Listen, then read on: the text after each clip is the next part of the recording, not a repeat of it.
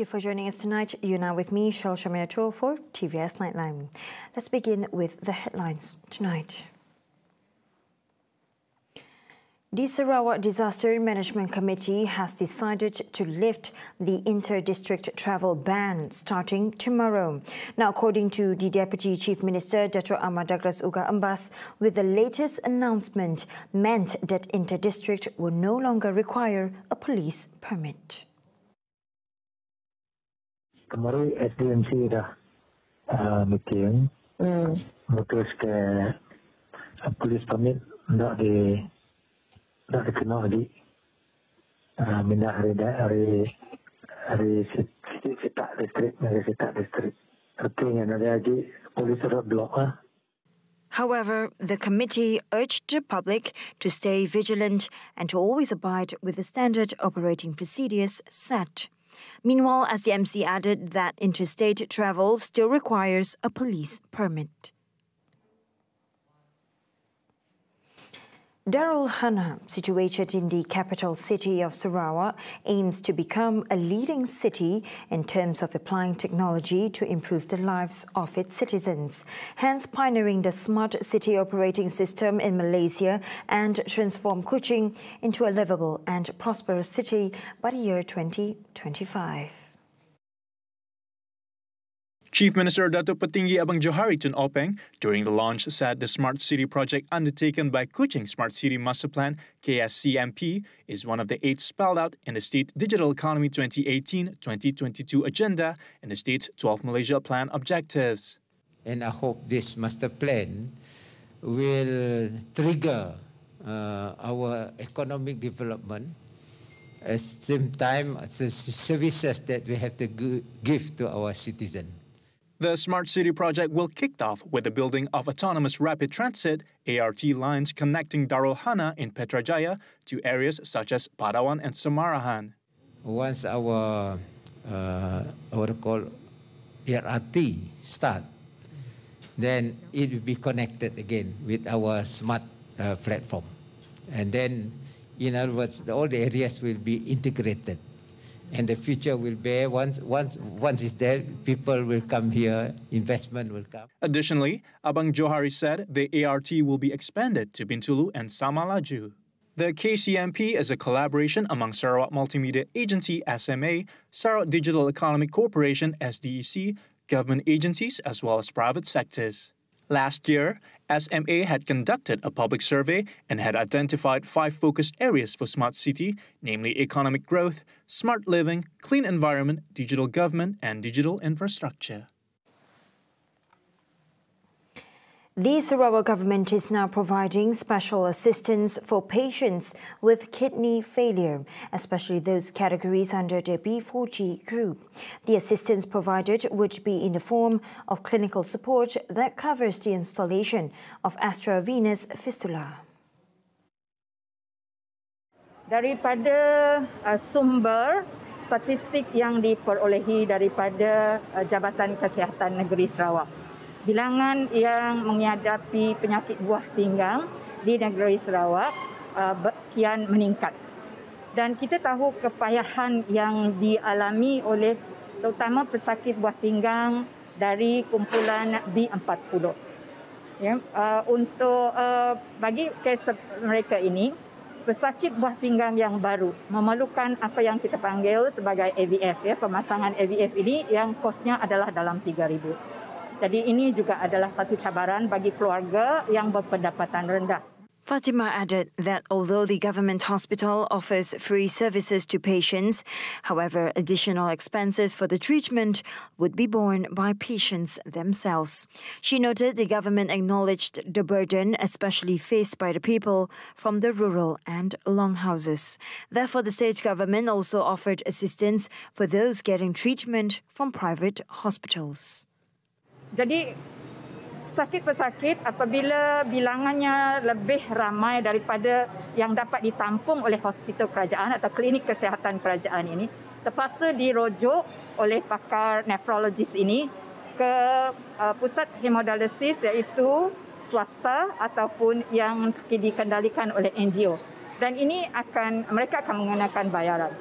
Jadi bantuan yang diberikan oleh kerajaan untuk kes seperti ini atas iaitu recommendation oleh nephrologist daripada hospital ni ialah 120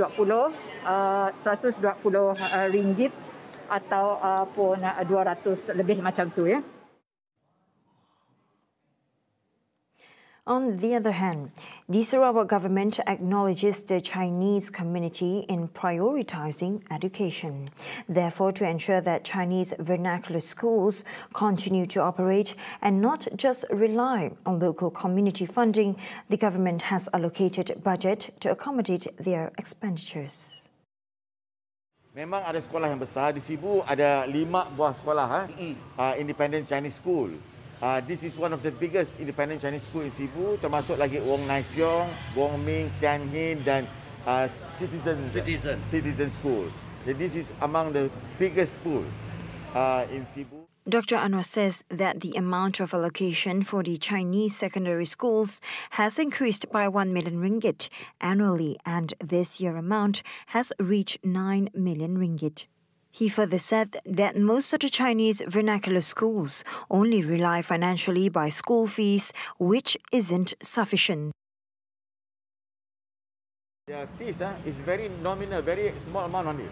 Because last time I came here, Brother Anthony briefed me about the fees. When I calculate, it's not enough for the staff, for the maintenance even it's not enough, and for the development cannot. But actually, it is good enough to help the school and to help the people around. Meanwhile, Principal of Catholic Secondary School, Brother Anthony Tay, expresses his gratitude of the amount received by the state government annually. I think we need to thank Sarawak government because Sarawak government every year this year they gave 9 million for all the 14 independent Chinese schools. So we divided among ourselves, depend on the size of the schools and the population of the schools. So in order to every school to run properly, because it's at this particular moment.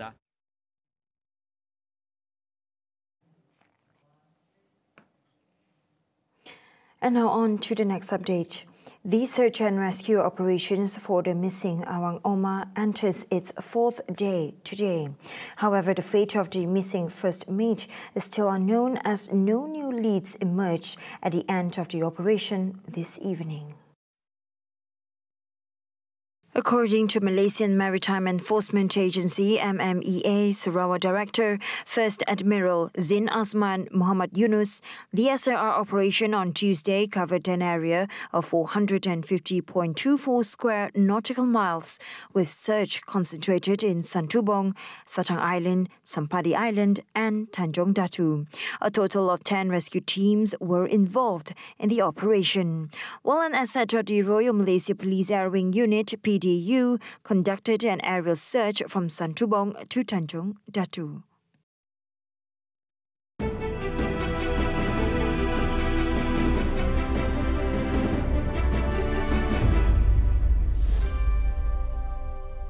Malam bulan di pagar bintang, makin indah jika dipandang. Hai, saya Faris Bisran. Jangan lupa saksikan saya secara langsung di teater musikal Irama dan Lagu pada hari Ahad 10 Oktober jam 8.45 malam hanya di TVS saluran 122 Esro dan My TV.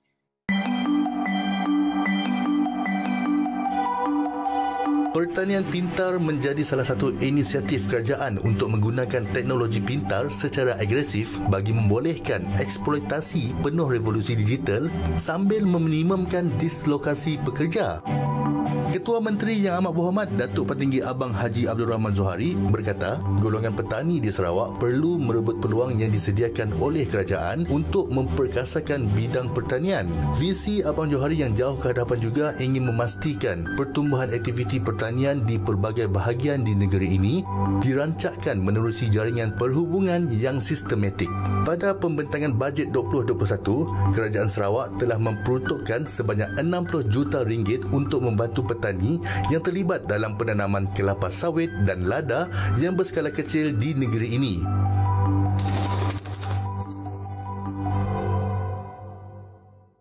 Hai, jangan lupa saksikan di balik tabir Getaran Jiwa yang bakal menemui anda 30 September ini setiap hari Khamis jam 5.45 petang, di mana saya Fatah Bolhanuddin akan menceritakan kepada anda pelbagai kisah yang menarik mengenai peserta kita dan yang paling penting elemen surprise kita hanya di TVS saluran 122 Astro dan My TV, drama mengimbau kenangan Getaran Jiwa.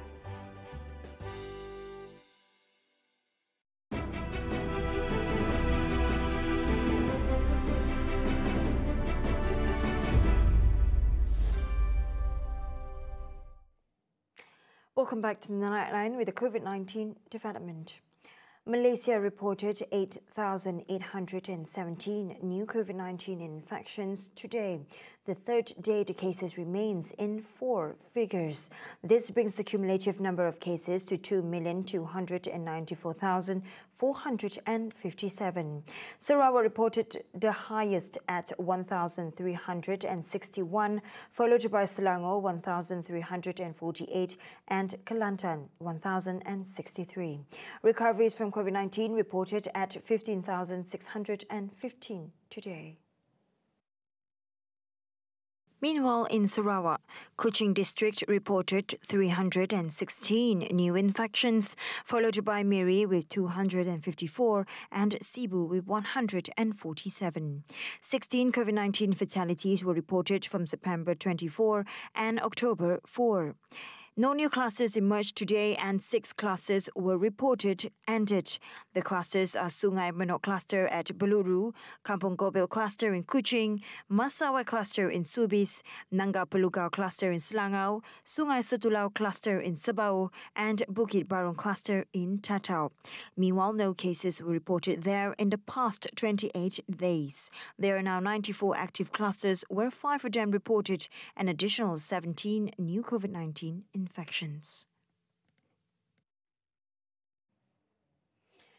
Members of the public are reminded to be cautious with regard to online scam syndicates and to be easily fooled upon receiving suspicious calls prompting them to make a payment allegedly over a criminal case and such. Sarawak Police Commissioner Dato' ID Ismail said this year's commercial crime records at 1,922 cases with a total glaring loss of 39 million ringgit. Bagi tempoh 1 Januari hingga 31 Ogos 2021, sejumlah 1,922 kes telah direkodkan berbanding tempoh yang sama bagi tahun 2020. Sebanyak 1,021 kes, iaitu peningkatan sebanyak 901 kes ataupun 88.25%. Satu peningkatan yang hampir sekali ganda. Kerugian jenayah komersial bagi tempoh tersebut ada sebanyak 39 juta bagi tahun 2021, manakala bagi tempoh 2020 ada sejumlah 52.8 juta, iaitu penurunan sebanyak 13.9 juta ataupun 26.33%.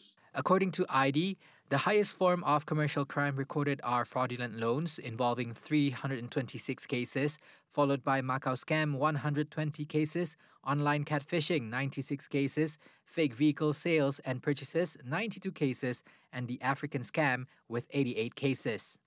Hence, during the virtual financial awareness program, ID advised the public several ways to avoid these crimes. Pertama, jangan sesekali mendedahkan maklumat perbankan ataupun maklumat kewangan anda. Kedua, jangan panik atau takut ditangkap oleh pihak polis ataupun SPRM dan lain-lain agensi kuasa jika anda tidak melakukan apa-apa kesalahan. Ketiga, terus letakkan telefon atau tamatkan segala panggilan telefon tersebut. Keempat, pihak PDRM atau lain-lain agensi kerajaan penguatkuasa tidak akan menghubungi pengadu melalui panggilan telefon bagi memaklumkan tentang kes jenayah, apatah lagi cuba untuk menyelesaikan kes-kes melalui perhubungan telefon. Kelima, pihak polis atau jabatan ataupun mana-mana agensi kerajaan tidak akan pernah meminta anda memasukkan duit ke dalam akaun mana-mana individu untuk menyelesaikan satu kes. Dan yang keenam, hubungilah atau rujuk kepada pihak polis di balai-balai berhampiran jika anda was-was. ID added a special hotline has been created to allow members of the public to report or inform any suspicious individuals or organization that have made contact with them. As we prepare to enter the endemic phase, more economic sectors are expected to resume their businesses. And to prepare for this change, a Health and Reflexology Center has taken several initiatives to ensure the safety of its customers and staff while complying with the standard operating procedures set by authorities as the center is ready to open its doors. According to the owner of Food Secure Reflexology Center, Johnny Bang, among the initiatives taken to ensure customers' safety is the air conditioning system, where a ventilation system is installed in the premise. There are actually a few changes, and I will not say a few changes, actually add on, especially on the SOP on the ventilation. The SOP on ventilation we actually do on the air flushing. We say air flushing, like we do it 3 times per day. Before we open, 1 hour we're going to open all the windows and also our front door. And also when they change the shift around evening time, 5 o'clock, they will also open the windows and also the doors, also prior to closing. Yeah, so 3 times per day. And also we ensure all our customers have to be fully vaccinated. Only they are allowed to receive the treatment. Johnny has also appointed a team to monitor and ensure all employees and customers comply with the SOP guidelines. First of all, before the customer enter themselves, all our receptionists here will definitely have to check their MySejahtera, their MyProfile, ensure they are actually fully vaccinated. And there are only 2 categories: casual contact with low risk, and also fully vaccinated. And also we also have set up our own, I would say, a special task force to ensure all our therapists and also our customer actually follow the SOP. And also we actually have already tracing in our system which massage, which customer, all these things we already have in our system. Johnny expressed that although he is relieved that his business is allowed to resume operation, he needs to stay vigilant and continue complying with the stated SOP.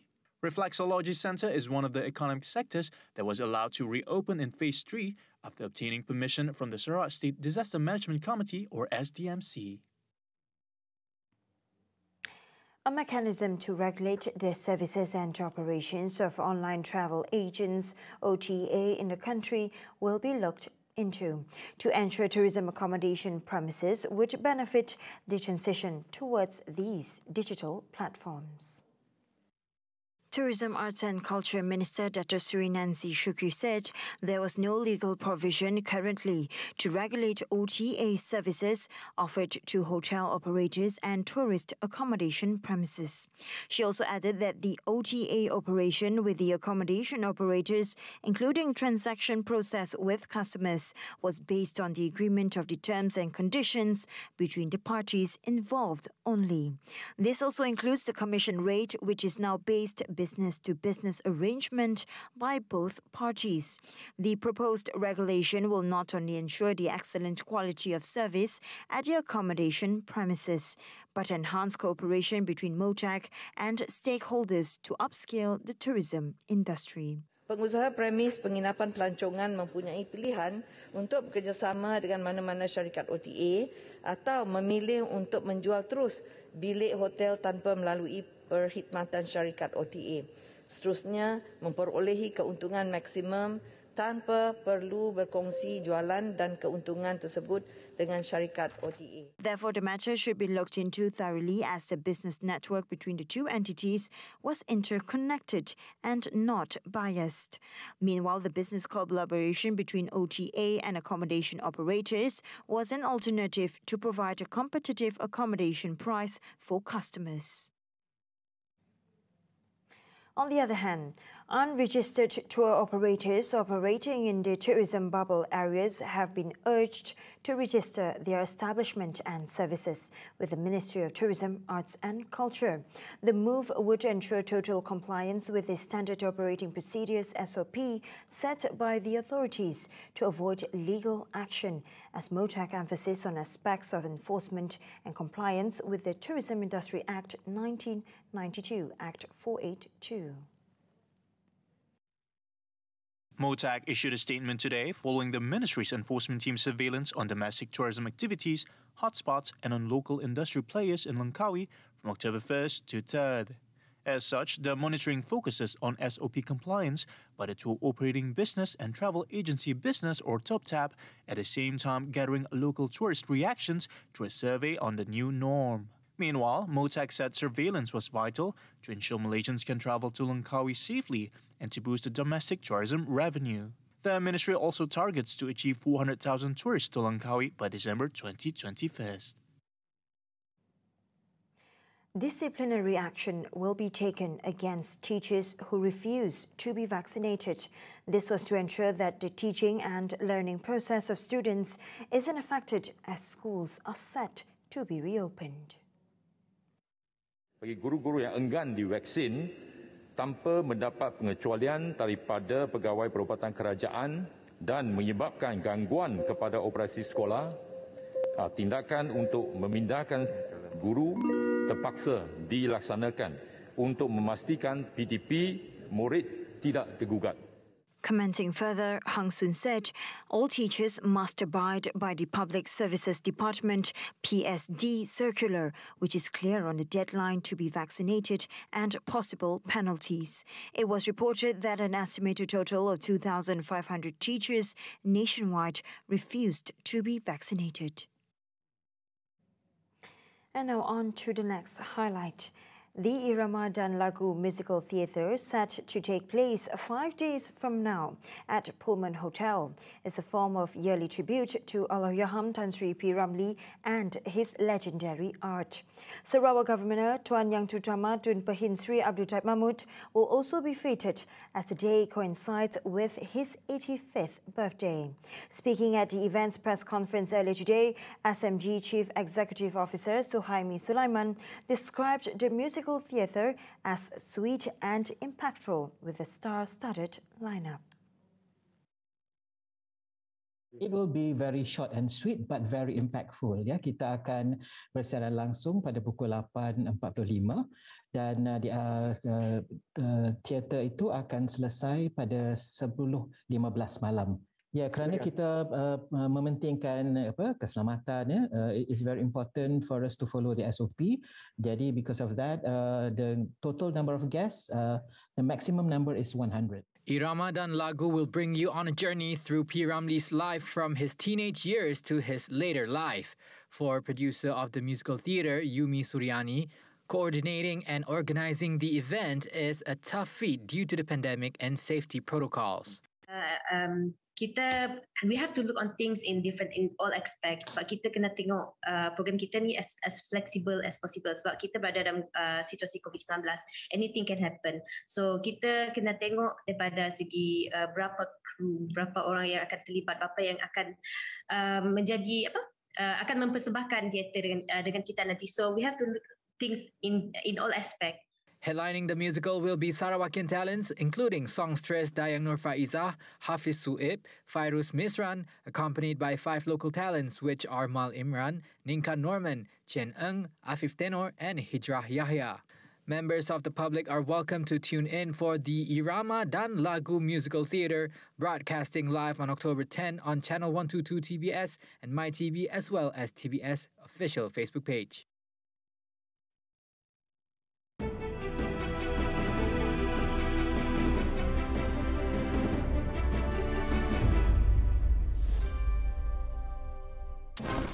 I harap kebahagiaan rumah tangga kita akan kekal sampai bila-bila. Biarlah Ani berkorban cinta. Selamat tinggal Abang Ramlee. Mulai hari ini, Panggil aku Piramli. Saya Saloma. Saya Mariani. Saya Piramli. Jangan lupa saksikan kami dalam teater musikal Irama dan Lagu Kisah Aku dan Dia secara langsung pada hari Ahad 10 Oktober jam 8.45 malam hanya di TVS saluran 122 Astro dan My TV. Jumpa Anda di sana.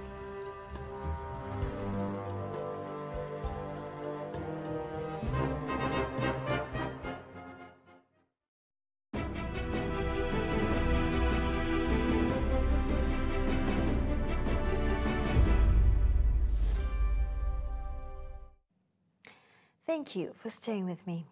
Now, Taylor Swift fans or Swifties worldwide were ecstatic when she announced her re-recorded album, Red, will be released a week earlier than it was originally planned.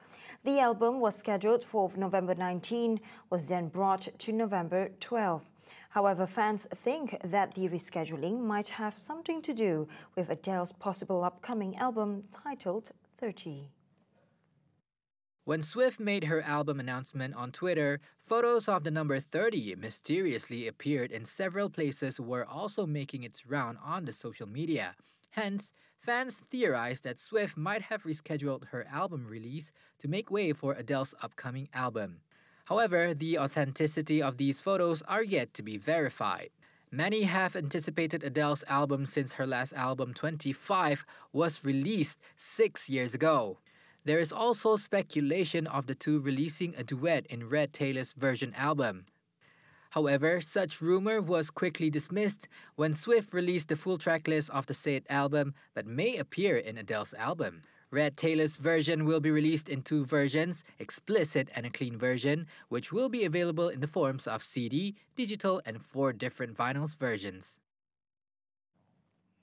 Meanwhile, Facebook suffered a 6-hour outage earlier today that also disrupted some of its other services, including Instagram and WhatsApp. Now, Facebook co-founder Mark Zuckerberg has apologized to users around the world who faced disruption in accessing the 3 major social media platforms. Millions of users around the world were having trouble in accessing all 3 services owned by Facebook over the web or on the smartphone apps. According to Facebook's recovery team, the outage was triggered by a Border Gateway Protocol or BGP upgrade. Mark then reiterated that Facebook, Instagram, WhatsApp, and Messenger were gradually coming back online. The outage caused Facebook's stock price to drop by 5%, losing CEO Mark Zuckerberg's $5.9 billion.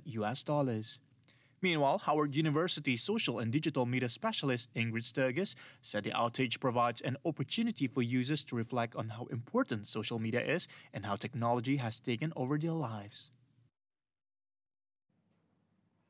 And that update concludes TVS Nightline for tonight. And as always, thank you for tuning in to your local news tonight. Here with me, Shosha Metro, and I'll see you next time. Have a good weekend.